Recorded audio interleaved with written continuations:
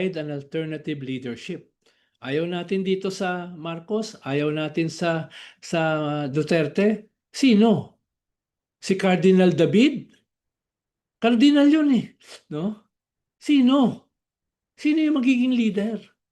Because 2028 is happening right now. Diba? It won't happen in 2028.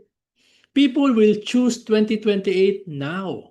No? Itong lumalawak na anti-corruption movement has to be led by an alternative, democratic, strong leader going into 2028.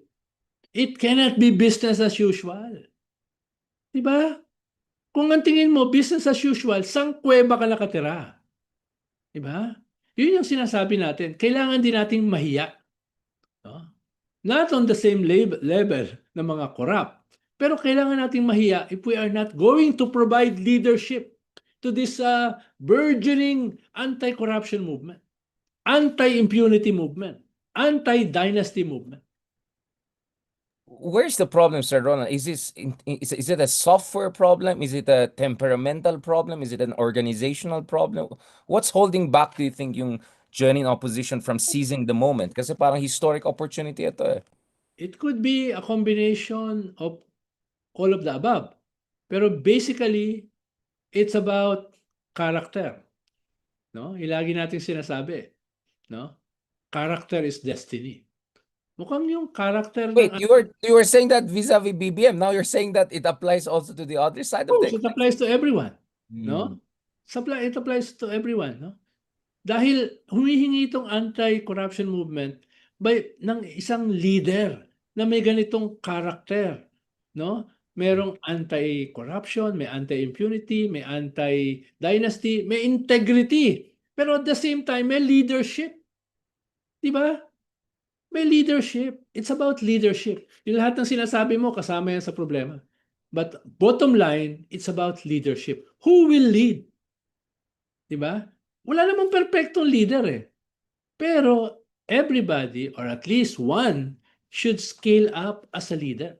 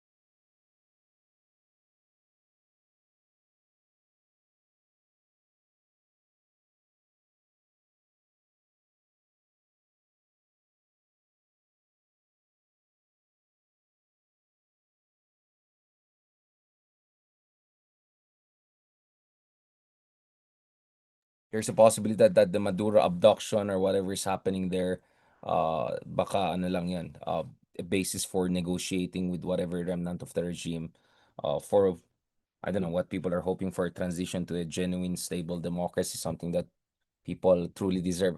Nawala si Sir. Wait lang. I don't know if it's the connection on my side. Narinig niyo ako ngayon, guys. 1 second. May nagalit yata kay Sir Ronald, ah.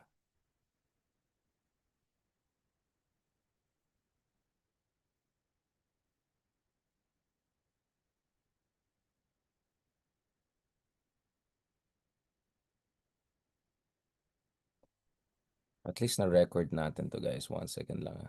We're just... Patapos na sana, magandang discussion. Okay. Nasaan si Sir Ronald? Nalobat yung laptop. Sige.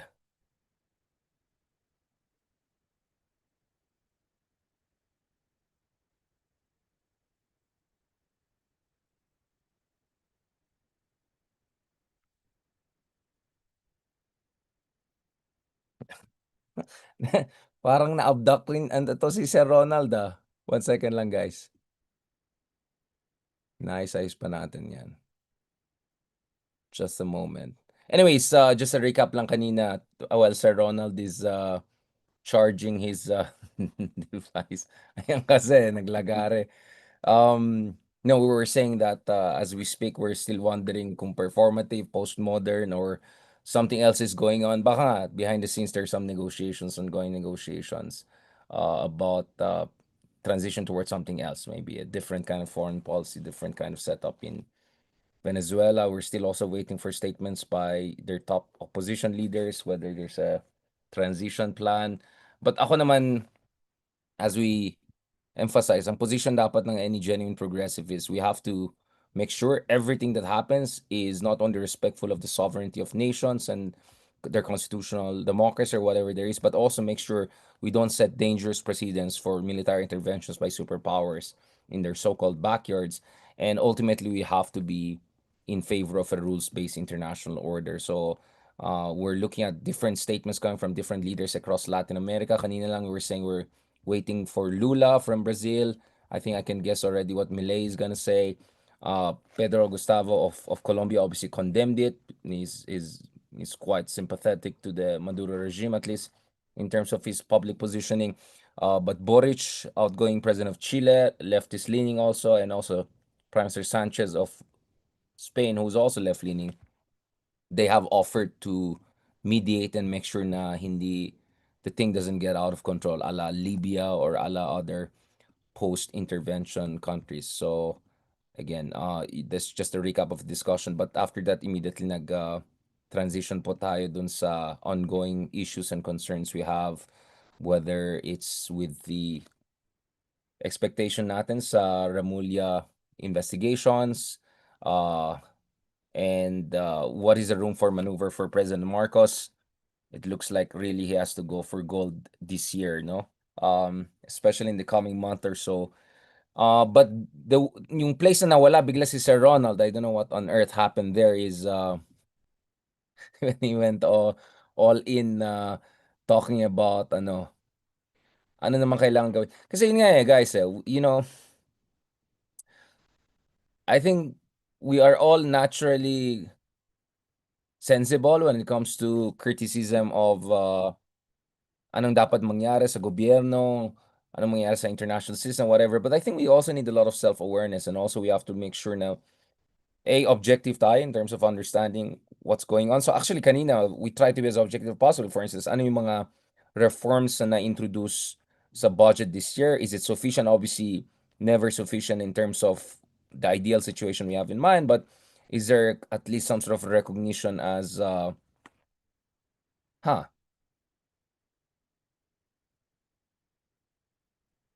wait, I'm checking the statements by the Venezuelan opposition leadership here. Biglang kung ano nakita natin. No, but going back to this, so kanina we're looking at whether the current congressional leadership is trying to set some sort of balance between making sure na hindi mag-suffer ang ongoing programs na tumutulong sa ating mga kababayan, and at the same time also no significant collapse in government spending, because as we know, government spending is a huge part of GDP natin, gross domestic growth, gross domestic product natin, and nakita natin in third quarter of last year, heading into the fourth quarter, how significant was the drop dun sa ating quarterly growth because of itong very unfortunate hindi naman unfortunate na may exposure of corruption. It's just unfortunate that sa sobrang laki ng problema, tsaka sobrang laki ng butas, leak sa bucket, some government spending had to really be suspended and for a cleanup to happen, except, that had the unintended consequences of significantly affecting also yung economic momentum natin. So that's what's, mahirap sa public policy. You're trying to balance many competing priorities, at yung sabi nga, the best metaphor for that is like, alam mo yung yung mga videos na yung mga habang nagda-drive, pinapalitan pa nila yung wheel ng car, yung ginaganon nila yung car, tapos inaayos pa nila yung wheel ng car, no? Habang nakaandar yung car ng patagilid, 'di ba? So parang ganon din yung nangyari sa atin. We have to clean up the system. We have to make sure that all sorts of dodgy types of contractors, USECs, secretaries, etc., face accountability and are taken and are purged from the government, to put it mildly, or not so mildly. And at the same time, dapat tuloy-tuloy din yung government spending, all of that. So that was the kind of, kaya nga sabi ko mahirap talagang reforms are difficult. And just as we kanina were trying to say, so what is the best way to approach a tragic situation like what we're seeing in Venezuela right now? Dahil wala pa, collapse na rin yung economy nila. We see massive kinds of uh, human rights violations. We see massive poverty. You can talk about Western sanctions. You can also talk about how China, Russia have been exploiting Venezuela's isolation and sanctions. You can also talk about the faults of the opposition, but also the repressive policies of the regime, and then also the eccentricities and the very authoritarian tendencies of now looks like ex-president of Venezuela, who likely is now already within the U.S. territory. If they flew him out, what, 5, 6 hours ago, baka malapit na siya sa US. Although medyo malayo pa rin. Anyway, we're still hoping for Sir Ronald to charge. Kaya pa. Otherwise, we're just gonna, I'll try to wrap this up. And then i-upload ko na lang yung ano natin, yung episode natin. We got a solid 40-45 minutes of discussion here naman. Yun lang, unfortunately, cut pala yung live stream namin kanina. I not, kaya nga sabi ko parang weird. Hindi kaya ng internet namin. Kahit feeling Southern Europe kami. Although, parang hindi rin ganun kamagandang internet sa Southern Europe. Ayan, kasi ako, puro akong post na, ganda ng Baguio, ganda ng ganyan. Tuloy, kanina, grabe, bumalik na naman lahat ng mga, ay nako, sambayanan, di ba? Grabe yung traffic and all, where I'm exhausted with all the traffic and all, at saka ang hirap lumabas at bumalik. And then, ayan, ba't yung internet ngayon, medyo sablay-sablay rin. Hindi pala kaya yung multiple live na ginagawa namin. No, but as I said, what I like about our discussion kanina is, we have to also look at ourselves. Ano bang game plan dito? As I said, there's really a legitimate debate to be had here, no? Basically, ang tanong dito is, should we wait for this to parang magkaroon ng denouement? Basically, my conclusion dito sa Marcos Duterte fight before anyone makes a move. I think there's some people still wondering, baka better na lang to let this work itself out before the third force, um, you know, makes its position clearer, actually, or rather fully jumps into the fray. The second position dito sa debate na yan is, wait, what third force are you talking about? Konti lang naman yung pink na senador, 3 lang out of 24. Mas konti by percentage, or rather proportion of the legislature pagdating sa Kongreso. Ilan lang ba dyan? Sila Leila, so you have Mamayan Liberal, you have hindi yung Barzaga 5. You have Akbayan, etc. So mas maliit pa sila as a percentage of the total population. So proportionally even smaller yung size ng progressive or so-called third forces sa lower house or Kongreso. So some people are wondering, is there even a third force to speak of? Baka naman you need more time. So people who are much more cautious at yung instinct nila is, that actually time is on our side, and bawal umepal, bawal mag premature intervention. I think those are the people who are basically saying that tama lang na neither Laila, neither Kiko, nor some of the other big leaders of the opposition are, basically jumping into the fray and saying, okay, kami ng alternative. And then there's a third school of thought which is saying, actually, as we speak, there have already been efforts. It's just that siguro hindi siya ganun ka-obvious pa, or that it's being done in a very subtle and a seamless way. So sa isang banda, we already had Rizzo Ontiveros on multiple occasions making it clear na handa siya maging standard bearer of the opposition if ever the broader coalition, hindi lang pink and liberals, but actually a national coalition across the political spectrum is ready to support her. Go siya. I would say, and in a way, perhaps I was, in my own little ways, I've also contributed to this debate. pinag-usapan din natin si Bam. Because if you look at it, I think kasi Vico would have been naturally in the conversation had it not been what, 3 months, 2 months, 1 month, how many months? Depending on how you, if you look at the rules, at saka, short of being eligible age-wise to run for presidency, kasi dapat minimum 40 years old ka, no, by the time you file your candidacy, if I'm not mistaken. So Vico Soto will be just short of that for 2028. But next to Vico Soto, you have Bam Aquino keep on popping up, including itong mga recognition of top young leaders when it comes to transparency, when it comes to efficiency, lahat ng mga yan, nakita natin na Bam's name keeps on popping up, which tells you that perhaps Bam Aquino perhaps is also doing his own, what you call in Gramscian language, a war of position. In a way, he's laying down the foundation just in case siya yung pipiliin ng opposition as their standard bearer. Obviously, there's the Aquino name, which sometimes is a plus, but sometimes it's a minus.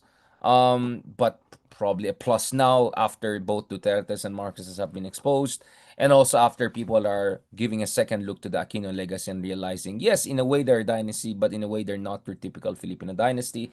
And then of course, Bam Aquino can speak of his own track record twice in the Senate and in the more than almost what, 8 years he has spent in the Senate. His track record can speak for himself, and that so far he has been ticking all the boxes anyway. And perhaps it's also time for the country to have a young leader, someone in his 40s and 50s or her 40s and 50s, given yung depth ng problems natin, the complexity of the challenges we're facing. So baka naman it's time for that kind of leader.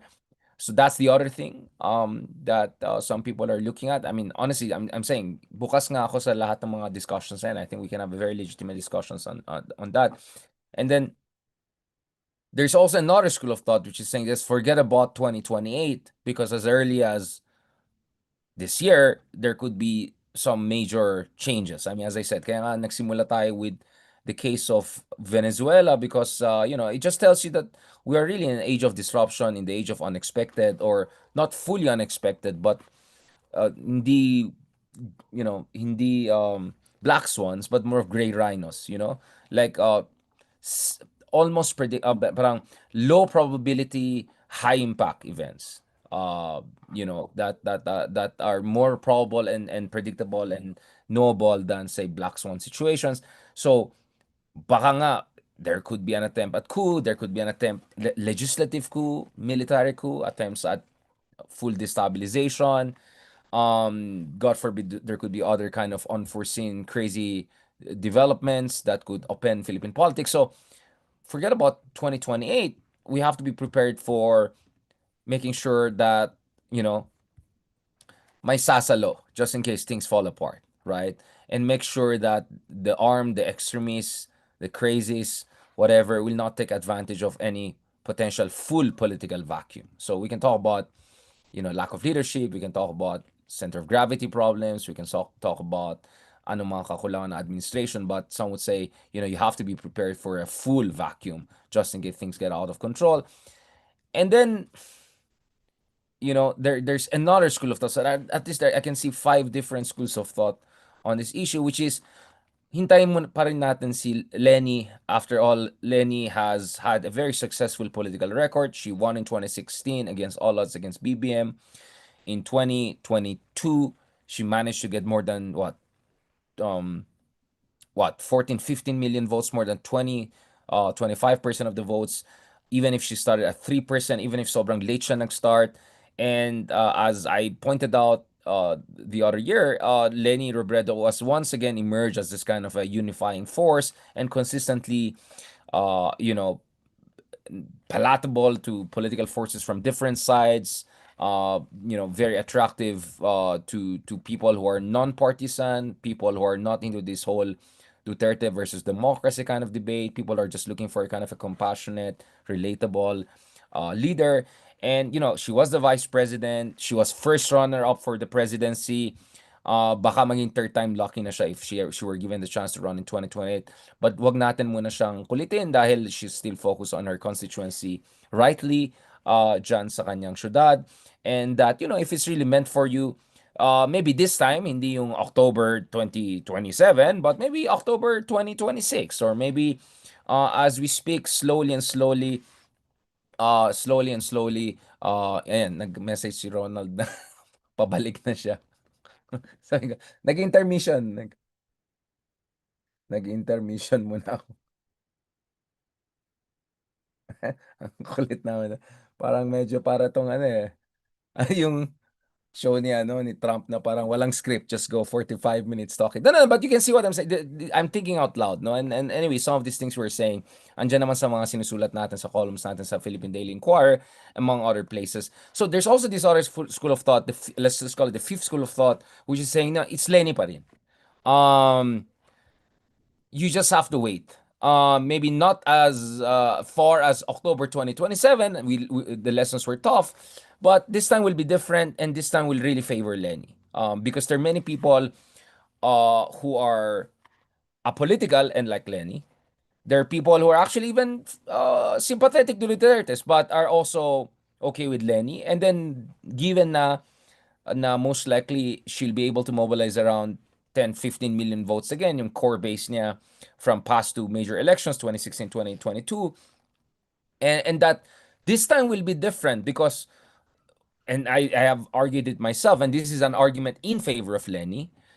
The argument would be talagang 2022 was almost an impossible situation. Nung nagsama ang House of Duterte and House of Marcos, basically the situation got locked. Talagang boom, na box out, to use the basketball term there. But that won't happen anymore. If anything, what's going to happen more likely this time is not a unit team against Lenny, but more likely is a unit team that involves Lenny against a potential Duterte contender. Not to mention, there's also a possibility na baka Sara Duterte will never run for the presidency, whether by choice or whether by design, or rather design of the administration. Okay, we have Sir Ronald ba? Sir Ronald, I just gave 20 minutes intermission reflecting on 5 schools of thought where I disagreed with you. Like, no, basically, Sir Ronald, going back to us, basically sabi ko, one school of thought is, Lenny pa rin, hintayin lang natin si Lenny, and this time, Lenny won't face a Duterte Marcos together. She most likely will be part of a unity team against the Dutertes, and most likely she will not start October 2027. So, and if anything, mas mabango ang pangalan niya ngayon, even than before. And then the other school of thought is, hindi, nagparamdam naman si Risa eh. And if anything, si Bam rin medyo nagpaparamdam na. It's not like wala naman silang ginagawa. They're actually in the mix, diba?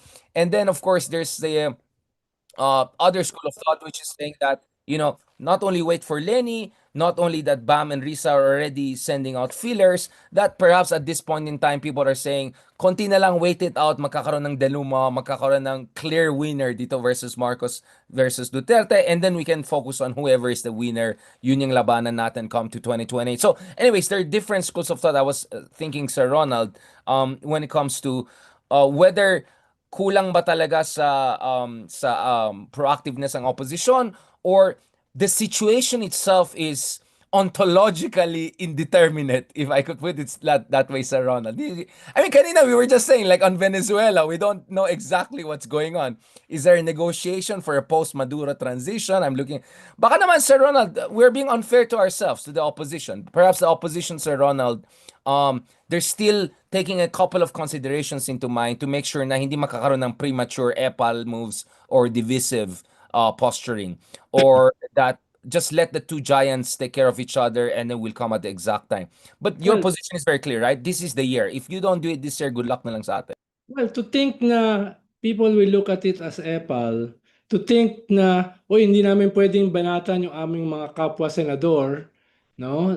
Kahit itong aming kapwa senador ay key dito sa corruption scandal, hindi namin sila pwedeng banatan dahil kami ay collegial body sa Senate, no? Kung sasabihin nila, unahin ko muna yung aking lokalidad dahil I have to show something na meron ako nagawa. That's business as usual. That's presuming na itong outrage na ito ay just the usual outrage. Itong galit na ito is just the usual na galit. No? Itong impatience na ito is just the usual na impatience. Kung mag-scale up kami, it will just look epal. That's exactly what I'm talking about. Ang framework niyan is business as usual. Nanggagaling ako sa framework that this is not business as usual. No? Naghahanap ng leader ang mga tao, especially the youth. But Na, sir, to push back against that, I could also argue that yes, they will agree it's not business as usual, but they're also not sure. Baka takot sila they might make a mistake if they approach it in a certain ways. Kumbaga, the fog of war is still too thick for them to make any major tactical move. which is business as usual. Di ba? Your read is that's all that diffidence or patience. Calculation as if business as usual. Yun nga sinasabi ko eh. No? Kaya nga, hindi ko sinasabi na gayahin mo si Barsaga na maging disruptor. At least not that kind of disruptor. Di ba? Ang sinasabi ko, that won't work. Yung calculation mo, uy, we have to wait. Baka durugin ako this early. Uy, baka epal ang dating. Uy, we have to process this in a slow manner. No? In a slow burn. Come on. No? Maybe not slow burn, mid burn. Hindi ba? Hindi pwede. Oh, yun ang naman sinasabi ko. I'm just trying to be fair kasi Sir Ronald, alam naman natin matalino naman sila Bam, sila Kiko, sila Rizal, Lenny. I mean, these are seasoned politicians, right? Sir Ronald. In a Parang way, hindi, they're political analysts too. parang hindi naman talino yung hinahanap ngayon eh. No? Ang hinahanap ngayon is an emotional relationship. No? Ang hinahanap ngayon is a disruption. Wait. Sir Ronald, distract ko. What do you mean emotional relationship? So, emotional relationship with this movement. Di ba? Itong outrage na ito. You have to show na ikaw mismo ay outrage. Di ba? Yun ang sinasabi ko na moving out of the framework of business as usual.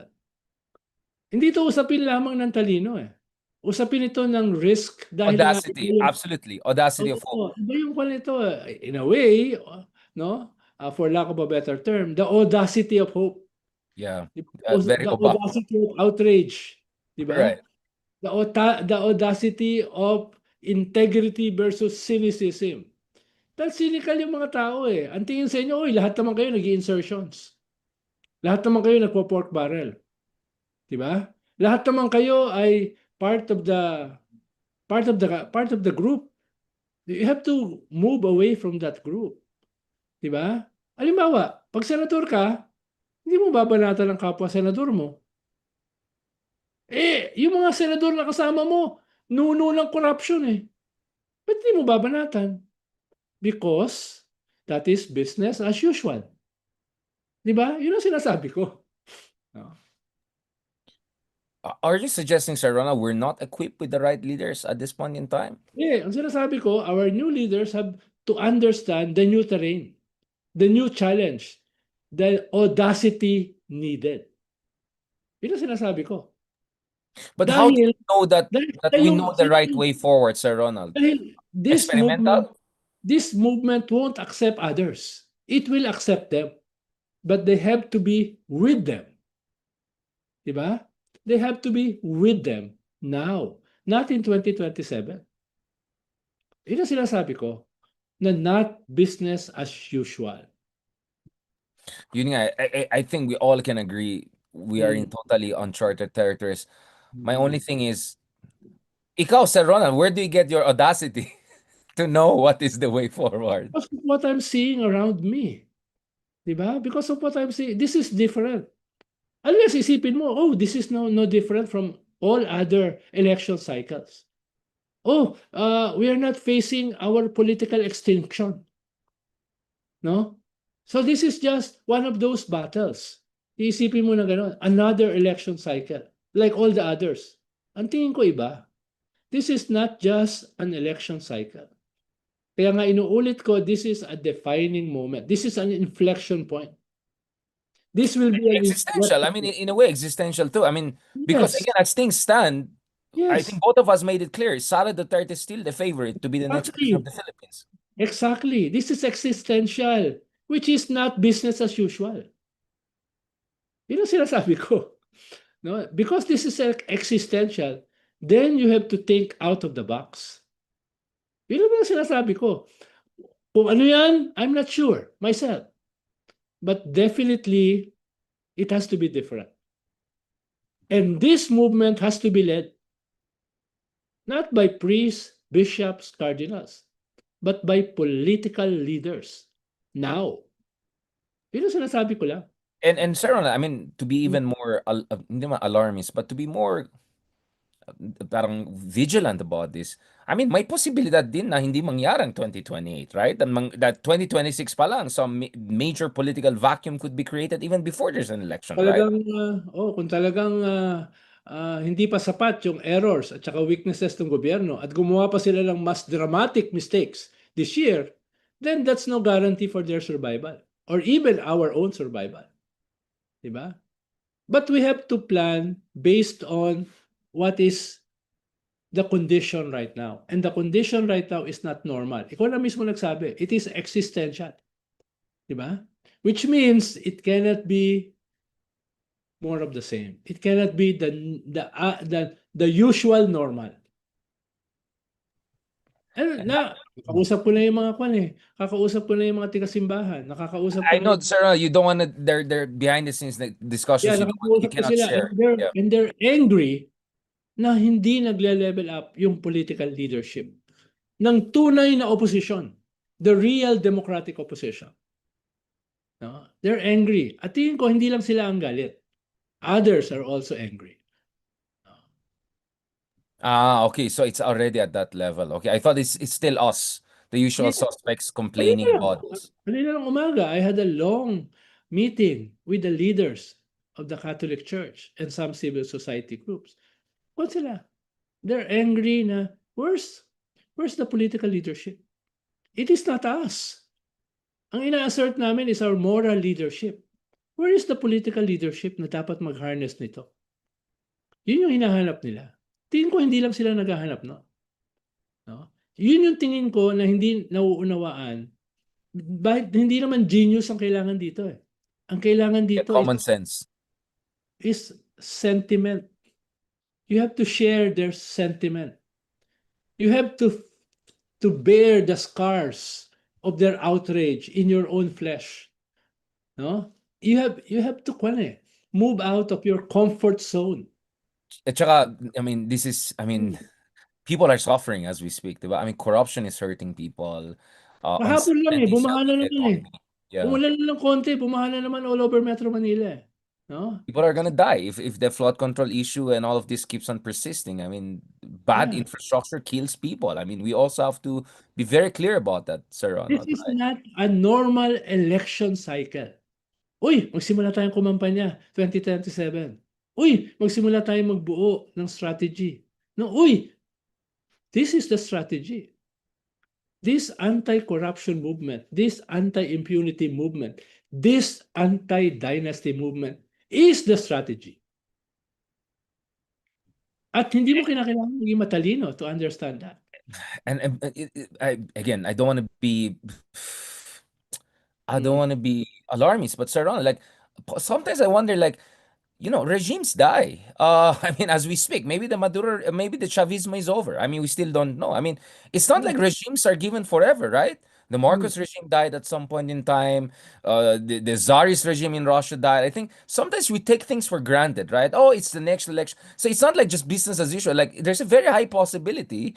Diba? We came close last year to an overthrow of the regime. I know Boeing Remulla, John Wick dismissed that very confidently, nonchalantly in his interviews with us, but that's not how I read it. I mean, I talked to people from inside. They were very worried that things could tip over. As you said, the abyss gazed back at us, except at you. This is a rare opportunity. Yung dalawang dynasties na nag-unite no 2022 and got a historic margin of victory unraveled quickly, immediately after winning. At ngayon, yan ang kinakaharap natin. So this is a rare opportunity to provide a political alternative. Where is the political alternative? Where is the political leadership leading that alternative? Yun ang sinasabi ko lang. Ako, Sir Ronald, I mean, we'll discuss Ako this. yung impatient. No, I can be as pragmatic as the other guy. You are Kasi absolutely. the people I'm talking with are impatient. And Hindi I can see you channeling that frustration, Sir Ronald. Obviously, we'll continue this more tomorrow, God willing. I want you to rest also. I know you were exhausted. Thank you so much, Sir Ronald, for putting. I mean, ako for at the very least. I mean, thanks to you, Sir Ronald. I mean, 2025, in many ways, kung may Barzaga yung kabila, kami may Ronald Llamas. No, no, but kidding aside, Sir Ronald, you are putting yourself out there. I mean, like you're putting yourself in the crosshair of almost everyone, right and left. Kahit ako minsan tayong dalawa nagbubuli. Because you sense the urgency, right? And you're channeling the frustration and the pains of people. Ako, I'm just worried. Like, this thing might not be even sustainable. Obviously, hindi ka namin kasama with Leloy and Walden. We're discussing this. This political economy is not sustainable. Dynastic politics, extractive economics, hanggang kailan na lang tayo aasa sa remittances at BPO industry to save us from, a broken system. This is not gonna last forever. This thing is very fragile.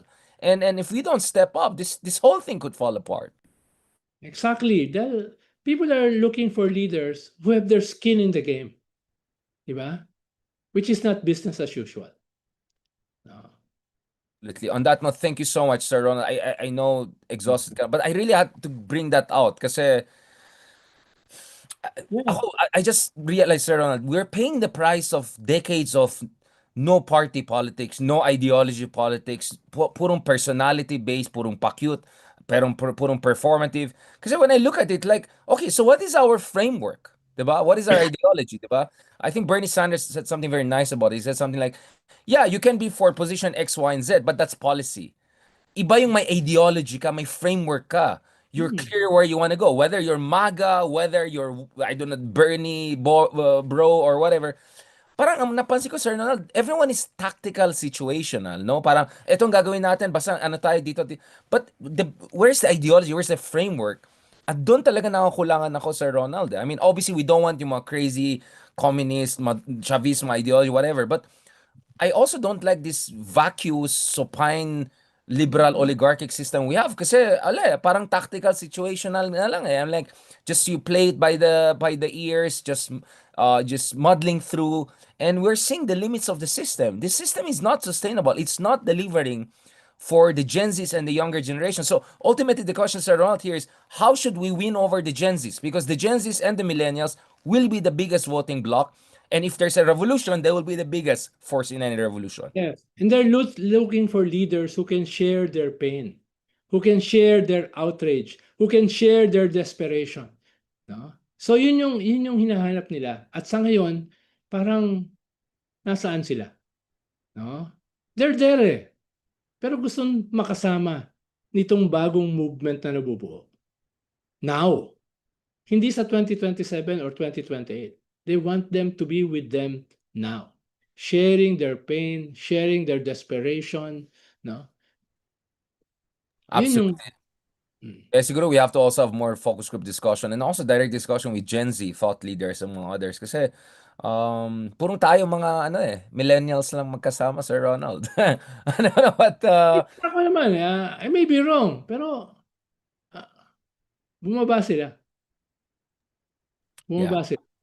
It's interesting. I didn't expect that from you this today, no? But it looks like you're channeling some. Akala ko tayo lang nagfi-feel yan since 2022 July, right? Ito basically complaint natin. Yun yung Where is mahalaga. Yung yeah. sinabi mo, this is an existential battle.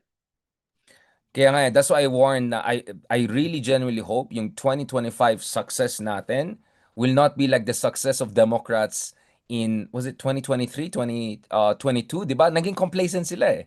Kaya Hmm. hindi sila nag-level up tuloy, natalo sila ni Trump, di ba? Kinain sila ng buhay ni Trump. So I just Yeah. hope success in midterms or relative success in midterms will not create that kind of complacency. Mabuhay kay Sir Ronald, magpahinga ka muna. Meron pa Looking isa. forward to Let's do a framework discussion tomorrow. And I'm sure yung Maduro discussion will be more Yes, mainit yes, dahil yung ibang yes. kaibigan natin more familiar with Chavismo and also with the US politics. I'll be gentle with Walton and Lord. Oh, but I'm hoping Lord De Vera joins us because we need Lord No? De Vera. Ayoko ng baboy. Ayoko ng baboy. Ayan, gusto natin yan. The more UST panelists, the better. We're also hoping to have si JC, Jose Custodio, para may right-winger din tayo. No, just kidding. Yes. Kailangan natin ng, kasi tayo social democrat, tapos may left tayo. Kailangan natin ng right wing. Kaya nagbiro ako. Ano ba si Leloy? Ano, no? Ano ba si Leloy? No, si Lelo is, That Lelo was is like, that alam was mo, a trick question. That was a trick question. actually, si Leloy nung episode namin with Walden, I was openly saying, kasi si Walden, China siya ng China. Alam mo, nagsasabi niya, China, ginagawa ka, nagsisinti ako. Tapos sabi ko, ikaw, Leloy, di ba liberal ka? Tapos bigla si Leloy, nag-ano siya, biglang nag-ano siya, parang siya Mark Gamboa style. I'm open eh. I'm willing to listen to. Sabi ko, ayan ka na naman eh. Ano nga, anong stance mo? Ayaw natin ng ano, ganito. Kasi si Walden sinasaksak din. Nag-China na naman. Ayan ka na naman, Sir Ronald. Ay, Sir, ano? So ginagawa ko sa kanya, ginagawa ko sa, wait, wag mo ng China. Dito muna tayo. Gusto ko lang, Juan, mas gusto ko lang banatan by making a stand rather than hindi babanatan by not having a stand. Ayun lang. Yeah. Thankfully, nung umulan ng stands at stand ng the day of creation, hindi Wala akong tayo payong. nagkulang. Wala akong payong. Wala Wala, akong hindi lang tayo nagpayong. Alam mo yung, meron tayong taga-ano eh, nagkabot, tapos nagaganon-ganon tayo sa Ronald. So, pagdating sa confidence at saka stance, mukhang hindi tayo nagkakulang sa Ronald. Pero I'm happy na hindi tayo nag-iisa. It looks like other people who are more spiritually wise and deep than us are also realizing what we have been warning about for so long. Mabuhay kayo sa Ronald. Magpahinga ka please. And looking forward to catching up in flesh. Isa pa ngayon. There's Ano another po? podcast. Attorney Enzo. I know, I know. Ayan na yun, Dos Amigos. Talk to you He's soon. waiting. God bless. He's waiting. Oh, Salamat. make sure naka-charge yan. Baka ma-off na naman. Salamat. Ito nga, hindi nga Salamat. ako God bless. charge. Mag-charge ka, baka mawala na. Ito, kaya natagalan. Hindi ko alam kung paano mag-charge. So Ronald, etong year you have to get a full technical team. By the way, congratulations. 70,000 na followers mo on Facebook. Ah. Wow, in 6 months. Wala pang 6 months, naka 70,000 ka na. So, malapit na yung 0.6% movement.